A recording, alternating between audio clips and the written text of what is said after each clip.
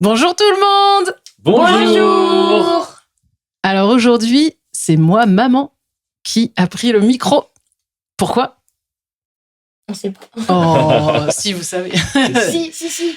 En fait, j'avais vraiment à cœur de parler avec vous et vous, mes enfants, mais aussi avec tout le monde qui nous écoute, d'un sujet en fait super important que tout le monde connaît, mais je pense ne réalise pas l'importance. Et c'est la Bible.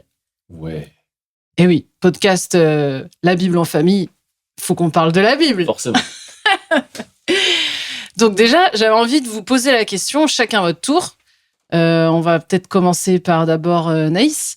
Mais pour toi, la Bible, c'est quoi, Naïs? Pour moi, la Bible, c'est un livre très important. Et à l'intérieur, en fait, il y a l'histoire en fait, du monde. Et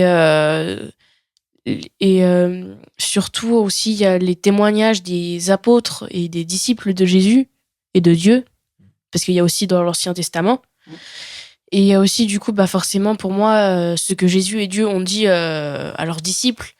Donc, en fait, il y a la parole de Dieu à l'intérieur. En fait, il y a Dieu qui parle dedans. Qui parle dedans, en fait. Et du coup, moi, quelquefois, quand je lisais la Bible, quelquefois, il y avait des versets, j'ai l'impression que c'était Dieu qui me parlait face à face. C'est bien. Carrément. Alors là, tu vas déjà dans la suite, mais on va demander à Josué. Merci Naïs. C'est une très bonne réponse. Hein. Mais toi, du coup, Josué, sachant, je précise, il y a pas de bonne ou de mauvaise réponse. On part de vous, de ce que vous dites aussi. Donc pour toi, la Bible, c'est quoi? Pour moi, la Bible, déjà, c'est un livre constitué de plusieurs livres. C'est vrai. Ouais. D'où le nom, d'ailleurs. Exactement. Oui. Et en fait, c'est assez important, comme Naïs l'a dit. Je sais pas quoi te dire. Pas de souci, pas de souci. Et donc, du coup, c'est au tour de Noam de nous dire, c'est quoi la Bible pour toi, Noam? Pour moi, la Bible, c'est un livre qui parle de Jésus. Voilà. Ouais, Oui. alors ça, c'est le plus court des résumés, mais en même temps, c'est le meilleur. C'est vrai. Et t'as déjà lu la Bible, toi? Oui, Ouais, ça te plaît? Oui. Super, mais en ce moment, je lis plus trop souvent. c'est trop souvent. Mm. Et c'est quoi qui te plaît, du coup? C'est quoi qui t'a plu? Ça te parle? Mm. T'aimes bien découvrir les histoires? Ouais. C'est quoi tes histoires préférées? David, Ouais. Matthieu et les psaumes. Matthieu, alors, c'est pas l'histoire de Matthieu, Matthieu, oui. c'est l'histoire que Matthieu Oui, raconte. oui. L'évangile Ça, de l'évangile. Matthieu, ça marche. Matthieu Et les psaumes, super. et les psaumes. Merci, Noam. Ce qui est bien, c'est qu'avec vous trois, on a finalement une réponse assez Assez complète. voilà. À la semaine prochaine. Allez. En fait, ce que vous avez dit, c'est très bien, les enfants. Et effectivement, la Bible, c'est un livre où il y a plein de livres qui racontent plein de choses différentes, mais le point commun, c'est que finalement, c'est l'histoire de Dieu avec les hommes et les femmes. Et dans l'Ancien Testament, c'est particulièrement avec le peuple hébreu, les Juifs. Puis à partir du Nouveau Testament, c'est avec le monde entier, puisque à partir de là, c'est pour tout le monde. Enfin, c'est ouvert sur tout le monde. Et en fait, moi, si j'avais tant envie de vous parler de la Bible, qu'on en discute ensemble, c'est parce que, moi, pendant longtemps, j'avais du mal à lire la Bible. Quoi? Eh oui. Sacrilège. Et je pense. Toi, t'en lis pas trop. En fait, Comme toi. quand j'étais petite, j'allais à l'église et tout ça, et je savais que c'était important de lire la Bible. On me le disait, on m'enseignait ça. Que ce soit les moments le dimanche matin avec tous les adultes ou les temps spécifiques avec les enfants, on nous disait que la Bible, c'était important et tout ça. Donc moi, je savais. Mais j'arrivais pas. Et du coup, je me culpabilisais. Je me disais, oh là là, c'est pas bien. Et j'avais honte devant Dieu et devant Jésus. Je me disais que j'étais une mauvaise chrétienne. Parce que dans la tête, il faut lire la Bible. Voilà, parce qu'en fait, dans ma tête, je me disais, il faut lire la Bible. Un chrétien, ça lit sa Bible. Si je lis pas ma Bible, je suis une fausse chrétienne.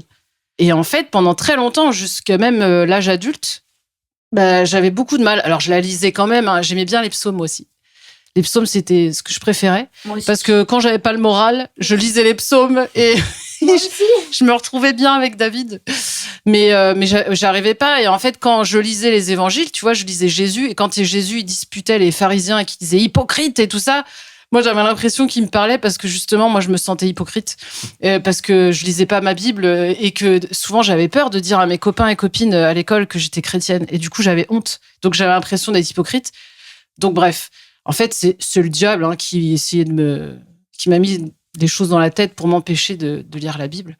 Et en fait, ce n'est que finalement depuis les 10 dernières années où en fait, petit à petit, Dieu il a travaillé en moi pour que en fait, je puisse réussir à lire ma Bible.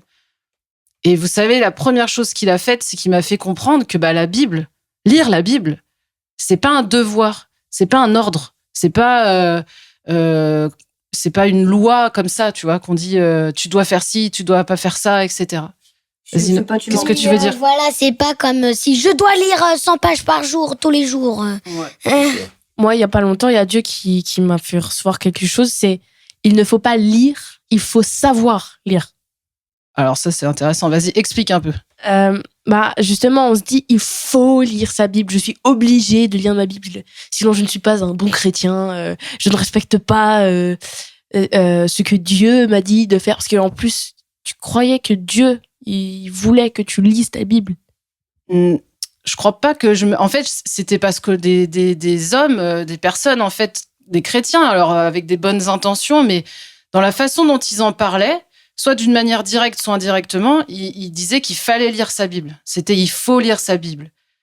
Et moi, alors, est-ce que c'est objectif ou pas? Je pense pas à 100%, mais moi, ce que j'entendais, ce que je comprenais, c'était un chrétien, ça lit sa Bible. Si tu lis pas ta Bible, t'es un faux chrétien. Du coup, je me culpabilisais. Il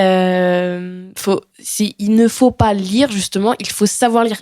Savoir lire, ça veut dire savoir comprendre ce que Dieu veut nous transmettre, savoir ce que...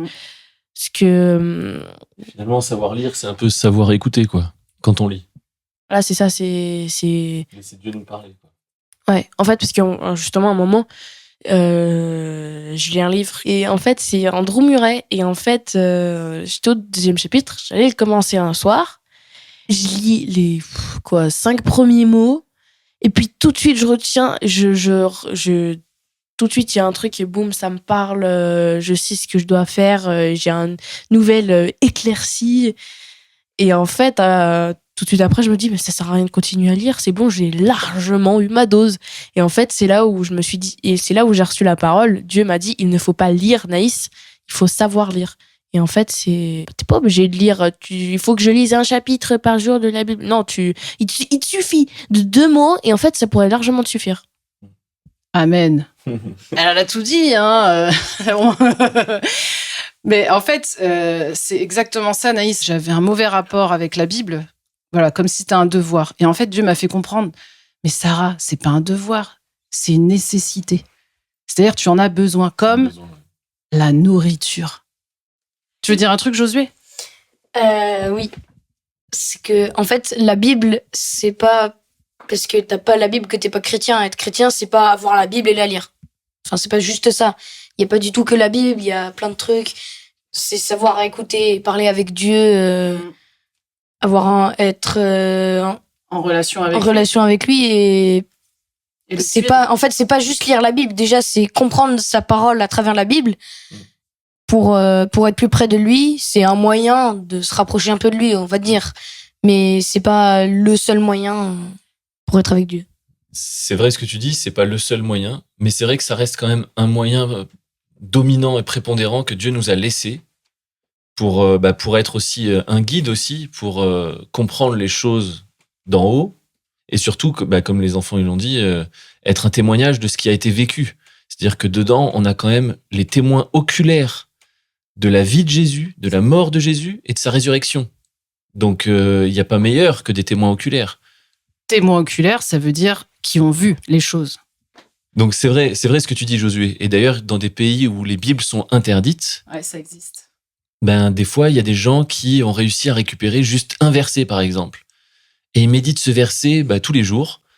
Et ça leur suffit, entre guillemets. Dieu s'en sert pour les combler de son amour, pour plein de choses. Mais c'est sûr que la Bible, ça reste quelque chose de très utile et très pertinent. Mais c'est vrai qu'il faut savoir, comme Naïs l'a dit, il faut savoir la lire et il faut savoir l'interpréter aussi, la comprendre. Et ça, pour moi, c'est avec le Saint-Esprit, forcément. Des fois, c'est un peu une blague, mais imagine ceux qui ont un seul verset. Des fois, ça se trouve, Dieu, il va leur changer le verset tous les jours pour qu'ils lisent autre chose. Non, mais par contre, c'est vraiment ça. Des fois, tu lis un verset un jour, le lendemain, tu le lis et tu comprends pas la même chose. Exactement. Ouais. Et ça, c'est très intéressant. Enfin, tu lis, et au bout d'un moment, ça veut dire ça, en fait. J'avais pas compris. Ouais. Il y a plusieurs couches de compréhension, des fois. Ouais. Ben, en fait, c'est ça. C'est qu'en fait, quand moi j'ai commencé à comprendre que la Bible, c'était pas un devoir de la lire, mais que c'était une nécessité parce qu'en fait, j'en avais besoin. Et que du coup, faut le voir comme une nourriture. En fait, chaque jour, on sait qu'on doit manger. Je sentais vraiment Dieu me dire, en fait, faut que la Bible, ça devienne comme cette nourriture que tu as hâte de manger quand tu sais que tu vas manger un bon plat le midi ou le soir. T'as hâte d'être au repas parce que tu sais que ça va te faire du bien. Et en fait, vous savez, donc Jésus, quand il est mort à la croix et qu'il est ressuscité, il a fait de nous, du coup, une nouvelle création, on dit. C'est-à-dire que qui on était avant, c'est fini. Et maintenant, on est comme une nouvelle personne. Ça, c'est fait. Jésus l'a dit, tout est accompli. Et ça, c'est fait. Mais comme on a pu, je sais plus si on l'avait dit dans les podcasts ou quoi, mais en fait, c'est comme, en fait, Jésus, du coup, il a déposé une graine en nous. Et en fait, il faut qu'elle pousse. Et pour qu'elle pousse, il faut arroser. Entre autres, arroser, c'est renouveler l'intelligence. Il faut en fait que notre cerveau, là, nos pensées, notre façon de nous voir nous, de voir Dieu, de voir les autres, de voir le monde, de voir l'avenir, même le passé, quelque part. Il faut que tout ça, ça change pour que ça s'aligne à Dieu, en fait. Et ça, si on renouvelle pas notre intelligence, notre façon de penser, eh ben, en fait, on va jamais réussir à vivre comme une nouvelle création. Alors que pourtant, Jésus nous a donné d'être cette nouvelle création. C'est fait. Ça, c'est pas à nous de le faire. C'est fait. Mais nous, notre partie, c'est changer nos pensées. Comme tu vois, vous apprenez les mathématiques, le français, l'histoire, etc. Et les mathématiques, par exemple, vous apprenez à faire de plus en plus de choses et c'est de plus en plus compliqué. Quelque part, c'est pareil. En fait, au début, on a les choses de base de la foi, mais en fait, au fur et à mesure, Dieu nous apprend, il nous fait grandir. Et en fait, c'est tout qui change à l'intérieur de nous. La Bible, même quand tu la lis, en fait, même si tu t'en rends pas compte, ça change tes pensées. Et en fait, c'est vraiment une nourriture. Et moi, c'est ce que j'ai découvert. Et plus je m'en rends compte, et plus j'ai envie de la lire. Il y a un autre aspect important, c'est que malheureusement, dans cette vie, il y a ce qu'on appelle des loups ravisseurs, c'est-à-dire des personnes qui se prétendent être des frères et sœurs dans la foi, mais qui en fait enseignent des fausses choses. Alors, personne de nous n'est parfait. Je parle pas de gens avec qui on n'est pas d'accord sur tout, mais voilà.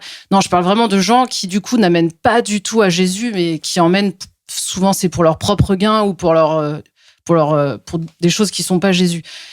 Si on veut ne pas se faire manipuler, parce qu'il faut pas croire que c'est ridicule, c'est jamais des trucs très gros comme ça, c'est souvent très subtil. On a besoin de connaître la vérité. Donc, on a besoin évidemment d'une relation personnelle avec Dieu, mais aussi, on a besoin de renouveler nos pensées. Ça doit nous habiter. Et moi, ça m'arrivait par le passé d'entendre des choses avec lesquelles j'étais gênée, mais comme je lisais pas beaucoup ma Bible, j'avais du mal à trouver les références. Mais je savais, j'étais, mais dans la Bible, je suis sûre que il y a écrit un truc comme ça, et ça contredit ce que la personne elle est en train de dire, mais je sais plus ce que c'est. Et du coup, j'osais pas parler parce que je me sentais un peu ridicule. Et la personne, elle avait l'air de tellement connaître la Bible, et elle sortait des versets et tout, mais en fait, en dehors du contexte. Mais du coup, j'osais pas. Et aujourd'hui, avec le temps qui est passé, maintenant, vu tout ce que j'ai lu, je me rends compte, en fait, que si on se nourrit vraiment de la Bible, on peut pas se faire manipuler. Mais comme a dit Naïs, et comme toi aussi, finalement, Josué, il faut lire la Bible avec Jésus, avec le Saint-Esprit. Sinon, ça nous sert à rien. Il y a un verset qui dit « La lettre tue, l'esprit vivifie ». À votre avis, ça veut dire quoi? T'as une idée, Noam, toi? Qu'est-ce que ça voudrait dire? La lettre tue, l'esprit vivifie. Non. C'est un peu compliqué, peut-être. La lettre tue et ton esprit... Non, je sais pas. Personne, pas d'idée? En fait, c'est que si tu lis la Bible, comme tu as dit tout à l'heure, lire pour lire, tu vois, bah, en fait, ça t'amène pas grand-chose. Et il y a des gens qui sont allés dans des grandes erreurs ou même qui ont tué d'autres gens alors qu'ils avaient lu la Bible plein de fois. Donc, en fait, si on ne lit pas la Bible avec Dieu, avec son esprit, eh ben, on peut pas en tirer la même chose. Si on veut que ça renouvelle notre intelligence, si on veut que ce soit une vraie nourriture, il faut la lire avec la foi. Je vais l'ouvrir et je crois que Dieu, il va me parler. Et je crois qu'il veut installer des choses à l'intérieur de moi. Et en fait, lire la Bible, c'est vital. Vraiment, s'il y a bien un truc que j'ai envie qu'on retienne, c'est ça, c'est que c'est une nourriture. Et en fait, tu t'obliges pas à manger. Si lire la Bible, c'est une corvée pour nous, eh ben, ça sert à rien qu'on se force à lire la Bible. Vaut mieux prier. C'est un conseil que je donne à tout le monde. Priez, demandez à Dieu de vous donner envie de lire la Bible. Que votre regard, il change sur la Bible pour que vous voyez la Bible comme votre plat préféré, en fait. Qui va vous faire du bien, qui va vous faire plaisir, qui va vous changer. Parce qu'en fait, c'est trop important. Je me rends compte, moi, vraiment, en fait, que c'est... Je sais que pour beaucoup, mais c'est évident. Mais en fait, ça, c'est ce qu'on dit dans notre tête. Mais en fait, on ne le vit pas vraiment. Et si on commence à vivre la vie avec Dieu et dont la lecture de la Bible comme il l'a voulu, c'est-à-dire dépendant de lui, avec la foi, eh ben, Dieu, il se montre. En fait, quoi qu'on fasse dans la vie, si on s'attend à Dieu, vas-y Seigneur, je veux que tu agisses là, je veux que tu sois dans mon travail, je veux que tu sois quand je lise ma Bible, je veux te laisser me surprendre. Il vient tout le temps. Mais si par contre on arrive et on fait les choses par nous-mêmes, dans le cadre que nous on a défini, que nous on a décidé, eh ben ça marche pas vraiment du tout, quoi. On ne sera jamais dans le meilleur de Dieu, on sera toujours sur un niveau très terrestre, très humain, très basique. Et la Bible, ça nous semblera du chinois. Donc, demandons à Dieu. Si on a du mal, on demande à Dieu. Change mon regard sur la Bible. Et c'est chaque jour qu'on le fait. En fait, c'est notre motivation. Si vraiment tu as envie de changer de regard sur la Bible, tu vas persévérer jusqu'à ce que ça change. Est-ce que vous avez envie de réagir? Vous avez des trucs à rajouter ou une expérience particulière avant de finir? Moi, par exemple, les toutes premières fois que je lisais la Bible, j'avais 6 ans et c'était la Bible bande dessinée. J'adorais les dessins et les histoires, en fait, je sais pas, elles me captivaient comme, en fait, de simples histoires. Et en fait, au fur et à mesure que je grandissais, je me suis rendu compte qu'en fait, ouais, non, franchement, la Bible, c'est pas de simples histoires qu'on va raconter aux enfants ou aux adultes pour dire que Dieu existe. La Bible, c'est vraiment un truc très profond et, oui, comme Josué l'a dit, un verset, d'un coup, il peut changer de sens parce qu'on aurait mal compris ou qu'en fait on n'avait pas compris et en fait on pourrait y passer des mois en fait sur un seul verset. Est-ce que papa il veut rajouter? Oui. Pour rebondir sur le verset la lettre tue mais l'esprit vivifie, en fait c'est ça, c'est que la lettre tue, ça veut dire la compréhension que je peux avoir juste du texte, de l'encre noire sur le papier blanc là, ça si c'est une compréhension terrestre, ça peut tuer, surtout quand on veut forcer les autres à croire ce que nous, on a compris. Mais l'esprit vivifie, c'est exactement ce que tu viens de dire et ce que Josué a dit avant. C'est quand l'esprit t'explique ce qu'il y a derrière. Et tantôt, il va t'expliquer une chose, et puis après, avec le même verset, il va t'expliquer autre chose. Et puis, avec tous les autres versets, il va t'expliquer plein de choses. Et ça me fait penser aussi à ce verset qui dit « c'est la vérité qui affranchit ». Et toi, tu parlais du fait d'arroser. Et finalement, lire la Bible en cherchant l'esprit qui vivifie, c'est arroser de la vérité nos pensées pour qu'on soit imprégné de la vérité et que du coup, on vive cet affranchissement et cette liberté que Jésus qui nous libère de tout ce qui nous emprisonne sur cette terre pour qu'on soit réellement libre et qu'on le connaisse, quoi. Parce que le but, à la fin, c'est de le connaître. C'est ça, hein, la vie éternelle, c'est qu'ils te connaissent, toi, le seul vrai Dieu. Donc le but de lire la Bible, c'est pas d'avoir de la connaissance, même si la connaissance peut être très utile, mais ça suffit pas, c'est de connaître Dieu. C'est ça. Et pour connaître Dieu, faut laisser Dieu nous parler au travers de la Bible. Et c'est vrai qu'il y en a beaucoup qui disent que la Bible, c'est la parole de Dieu. Moi, j'aime bien dire que la Bible, elle contient la parole de Dieu. Parce qu'il y en a qui utilisent la Bible à mauvais escient, il y en a qui la connaissent sur le bout des doigts, mais ils n'arrivent même pas à reconnaître le Messie quand il est devant eux. En fait, donc la Bible seule ne suffit pas, comme tu disais Josué. Mais en même temps, c'est quelque chose de super important que Dieu utilise énormément.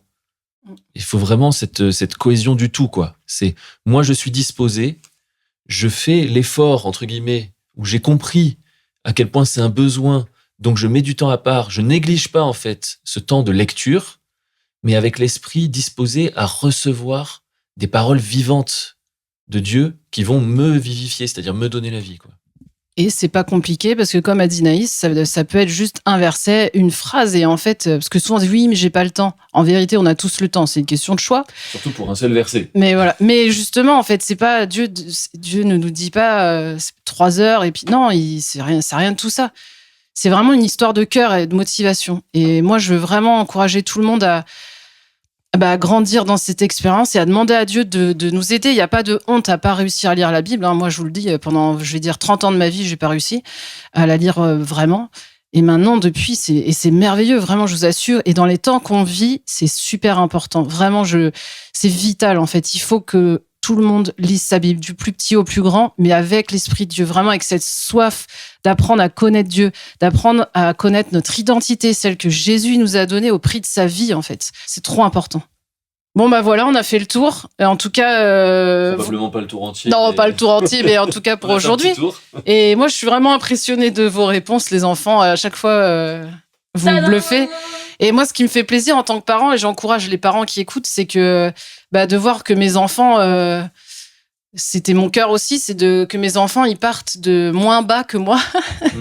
Et je suis trop heureuse, en fait, de vous entendre dire ça, parce que moi, vous voyez, ça, ce que vous avez dit, moi, je l'ai compris qu'à partir de 30 ans, en gros. Et pourtant, j'ai grandi dans un foyer avec vraiment la foi, quand même des vrais chrétiens. J'ai eu quand même des enseignements, des choses, mais j'avais pas compris ça. Et ça, vraiment, c'est la grâce de Dieu. Donc, parents, surtout, ne vous culpabilisez pas vous, mais vos enfants, justement, c'est l'occasion pour Dieu de guérir les générations suivantes. Donc, c'est trop bien. Donc, voilà. On vous bénit tous et on vous dit à la semaine prochaine.